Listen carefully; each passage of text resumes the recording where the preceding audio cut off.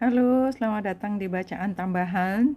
Bacaan kali ini intensinya adalah untuk menjelaskan lebih lanjut kejadian di langit yang ada dan itu lumayan signifikan, yaitu sebentar lagi akan ada oposisi antara Mars sama Saturnus. Saturnus masih conjunction dengan Neptunus, artinya Mars oposisi dengan Saturnus dan Mars oposisi dengan Neptunus. Itu keduanya itu membawa energi. Mars dengan Saturnus itu adalah energi keduanya, energi maskulin, dan biasanya ini adalah pemberontakan. Jadi seperti upaya untuk breakthrough untuk membongkar sesuatu yang sifatnya sudah biasanya sudah merupakan satu ketentuan. Tetapi karena Saturnus itu retro, maka memang satu artinya itu adalah ketentuan yang kita bikin sendiri. Jadi ada agresivitas, bisa datang dari diri sendiri, bisa dari luar, yang memaksa kita untuk membuat perubahan. Atau kalau kita ambil kolektifnya adalah ketika tanda petik ya, ini kiasannya pemerintahannya sedang lemah, atau kita menganggap bahwa pemerintahan itu sedang tidak mengambil peran utama dalam penentu, tetapi tanda petik rakyatnya, dan rakyatnya itu atau bagian dari pemerintahan, bisa bagian dari rakyatnya tanda petik itu melakukan tindakan yang tanda petik anarkis gitu. Jadi artinya karena Mars itu biasanya tidak main-main dalam arti kata. Kalau sudah punya keinginan maka dia akan mengupayakan dengan serta-merta. Nah, itu terjadi pada tanggal 9. Jadi kalau tepatnya itu sekitar tanggal 9 ya, 9 dan 10 Agustus. Kemudian satu lagi yang juga penting adalah Venus yang conjunction dengan Jupiter itu terjadi pada tanggal 11 dan 12 tepatnya di 14 derajat. Dan kalau saya lihat arti 14 derajat Cancer, let's see, 14 derajat Cancer.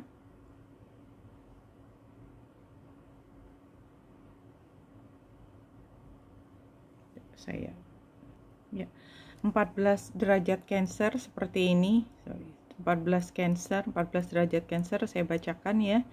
Ini adalah sitting by the seashore at night, a woman gazes into the distance and contemplates the saga over her life. Jadi di sini adalah, atau bahasa Indonesianya, duduk di tepi pantai pada malam hari, seorang wanita menatap ke kejauhan dan merenungkan kisah kehidupannya.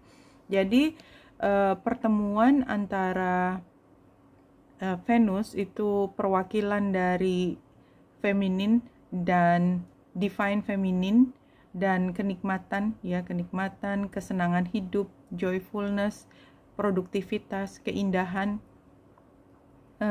itu conjunction dengan Jupiter divine maskulin yang berada di 14 derajat Cancer. Dan divine maskulin ini menunjukkan adalah otoritas juga, otoritas, atau karena Jupiter itu sebenarnya adalah tokoh pimpinan dan dia berada di Cancer, berarti pimpinan keluarga. Dan kita lihat juga bahwa di sini adalah tentang divine femininnya di 14 derajat dan Venus masuk ke situ. Berarti kekuatan dari Venusnya itu sendiri.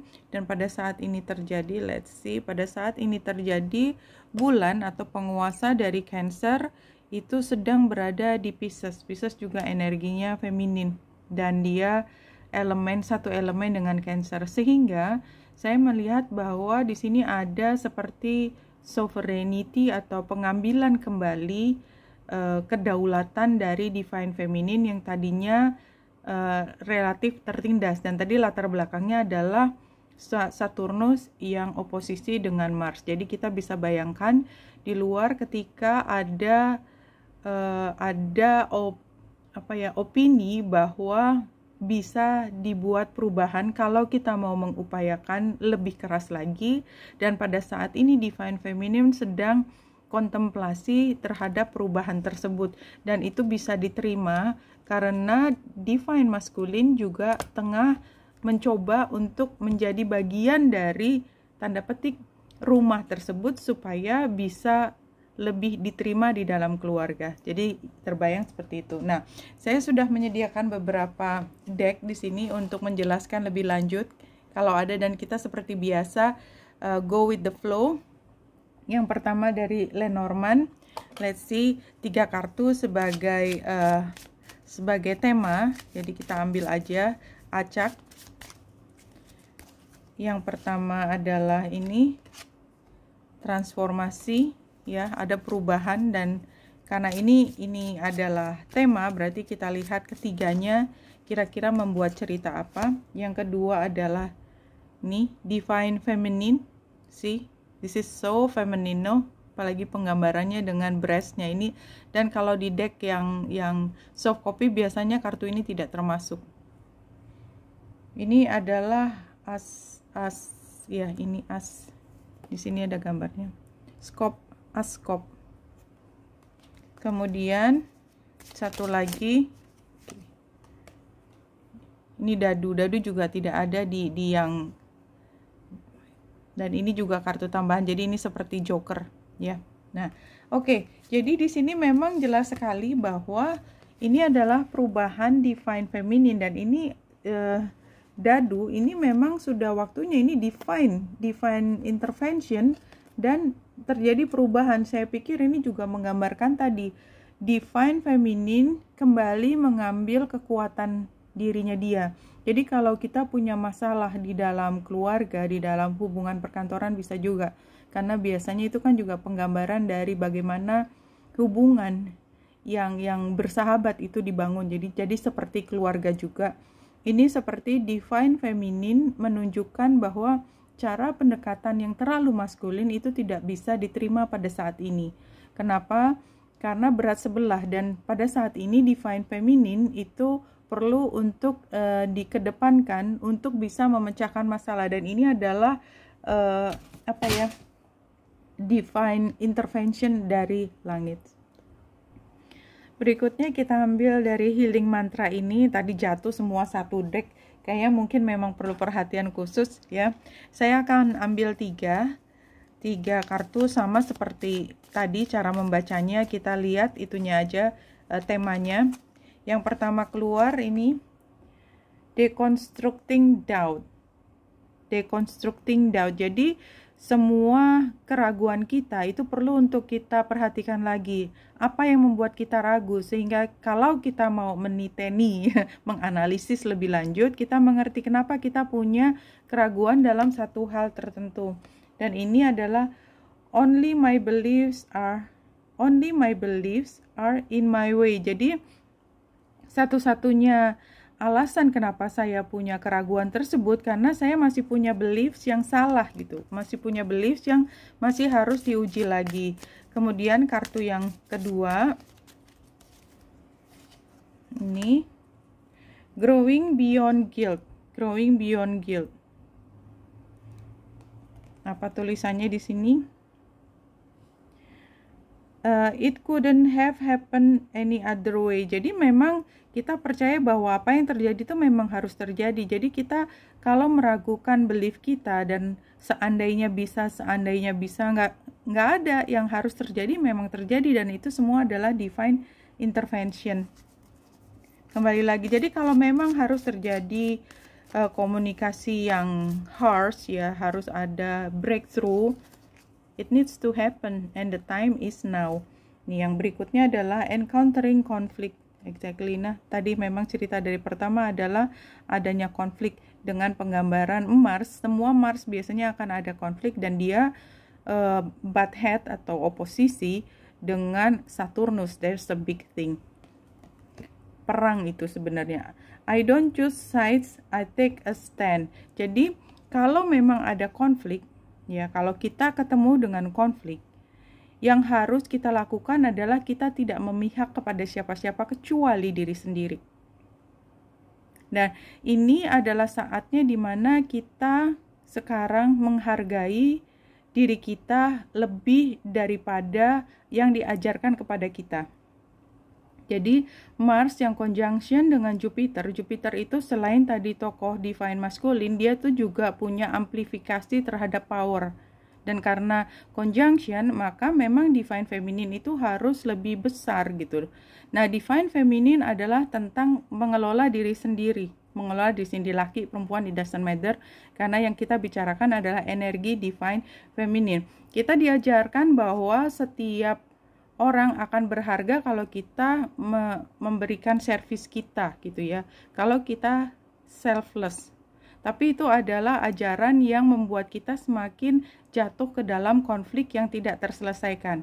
Nah, karena ini adalah saatnya breakthrough, maka pada saat ini, remember the key point, nggak apa-apa kalau kita dibilang selfish, nggak apa-apa kalau kita dibilang egois, selama kita mengklaim apa yang memang menjadi hak kita.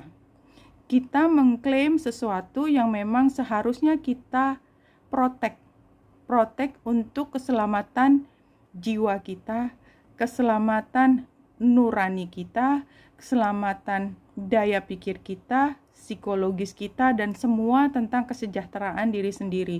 Dan ini adalah termasuk energi dari tadi, kedaulatan divine feminine, ya. Encountering conflict, dan artinya adalah kita mengedepankan apa yang menjadi kebutuhan diri kita sendiri. This is a very big thing. Kemarin kalau di bacaan mingguan itu yang gambarnya adalah wolves. Apa yang paling kita butuhkan? Badan kita itu akan berteriak meminta apa yang menjadi kebutuhannya. Makanya dengarkanlah tubuh kita.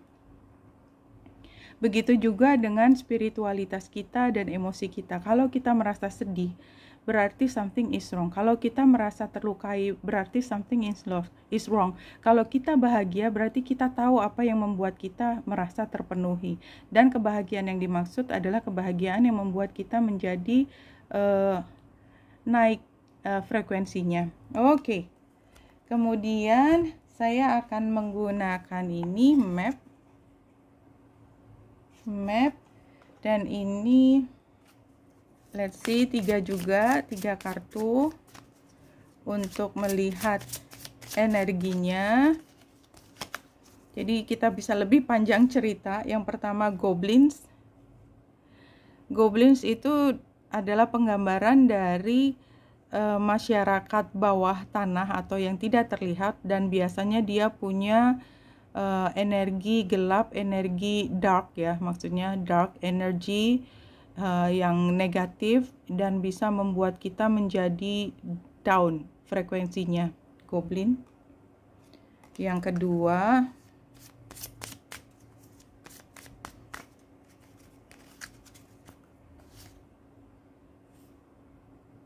cleaning house.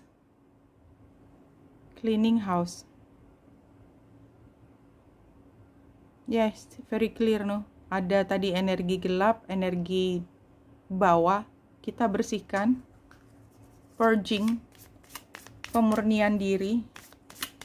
Kemarin saya memberi contoh dengan air dan minyak yang kita paksa bersatu, tapi ya nggak bisa, karena kalau masih ada gelap, masih ada substansi lain, kita nggak bisa menjadi diri kita yang konten yang full hatinya, tapi penuh kesedihan.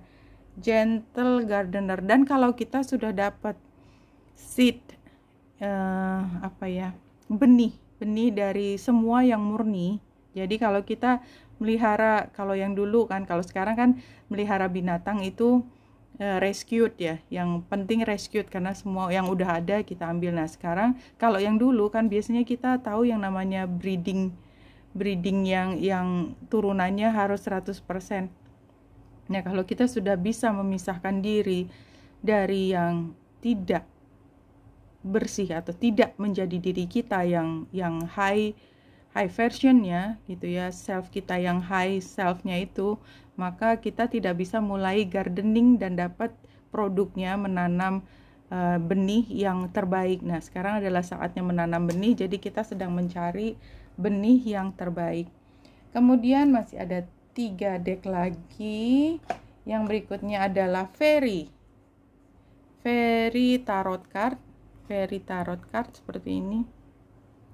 Saya juga ambil 3, sama seperti tadi. Kita lihat saja energinya, atau kita lebih lihat tema besarnya.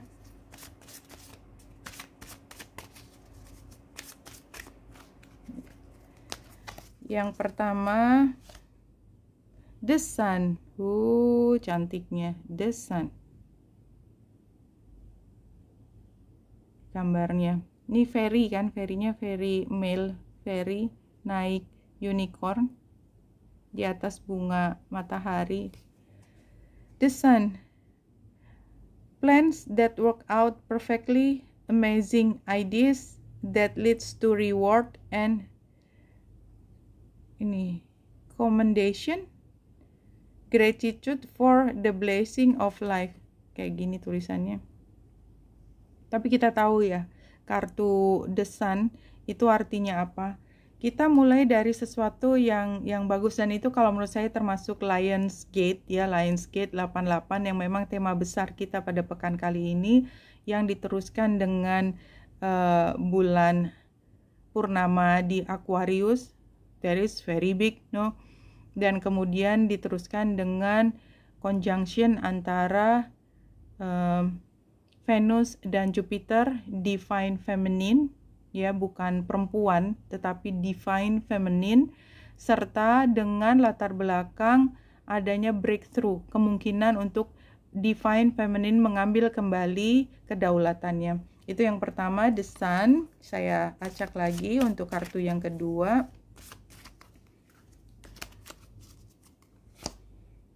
Prince of Spring. Prince, ya. Prince itu masih belajar, masih bukan knight, paling message anak kecil, student. Kalau di sini tulisannya charming, self-confident, karena dia Prince of Spring itu wands ya. Charming, self-confident, passionate, restless. Di bawahnya yang di sini, immediate action, a challenge you can successfully manage, a passionate relationship. Jadi ini seperti mulai hubungan baru yang menyenangkan ya, dan benar-benar masih awal, atau kita belajar satu hal baru yang menyenangkan untuk kreativitas. Kita seperti anak kecil yang mulai belajar banyak yang baru, dan tadi energi The Sun, keduanya itu seperti saling menguatkan. Ini ya, yang satu major arcana, yang satu court card. Satu lagi masih dari Fairy Tarot adalah Ten of Autumn. Kita baca ya. Take steps to ensure the financial security of your children or all other loved ones, making wise investment or planning for retirement, honoring family tradition. Ten of Pentacles ya. Jadi tadi energi anak-anak, energi kebahagiaan itu berada di lingkupi dalam lindungan keluarga yang nurturing buat anak, baik dari finansial, dari kesejahteraan, dan perlindungan atas keselamatan anak. Oke, this is very nice. Jadi memang energi feminin atau divine feminine itu memang pada akhirnya dia nurturing kan. Feminine itu is all about empathy, nurturing gitu ya. Kemudian memelihara cinta, self love ya, dan love itu nggak hanya self love, sebenarnya love-nya secara besar, tapi pada saat ini pembelajarannya adalah tentang self love. Untuk everyday witch ini saya akan ambil satu kartu untuk menjelaskan bacaan periode kali ini. Transformation and change. Ya, ini juga masih sama ya, idenya masih transformasi. Kemudian terakhir, dari Angel. Angel Tarot Card seperti ini, Angel Tarot Card. Seperti biasa juga 3 kartu untuk mencari temanya, apa yang kita bisa ambil sebagai tema, dan untuk menutup bacaan dengan kartu saat ini nanti ditutup dengan biasa seperti biasa dengan satu guidance, spiritual guide. Yang pertama adalah The Chariot, The Chariot. Archangel Metatron, ini adalah Archangel yang paling kuat, Metatron.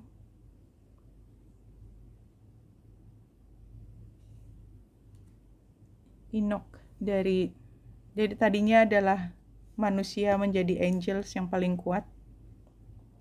An important achievement, self-discipline, and willpower, public recognition.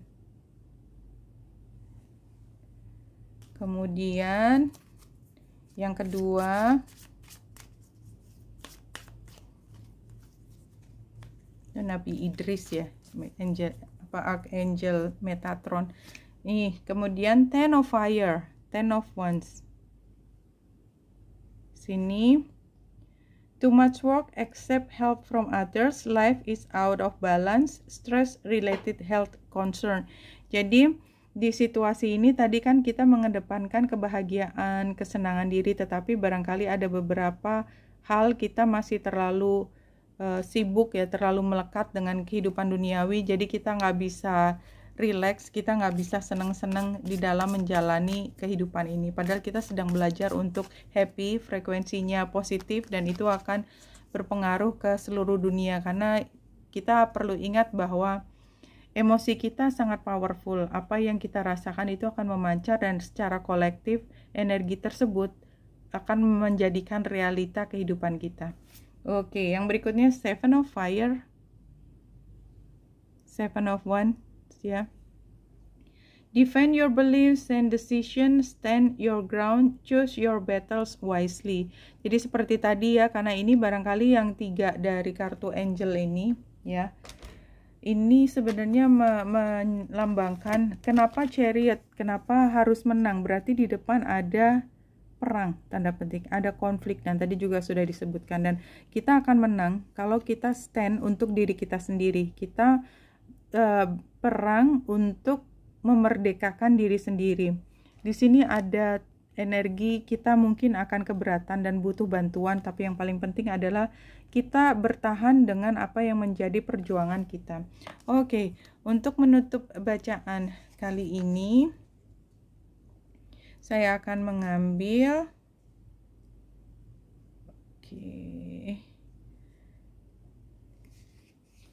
ini seperti biasa.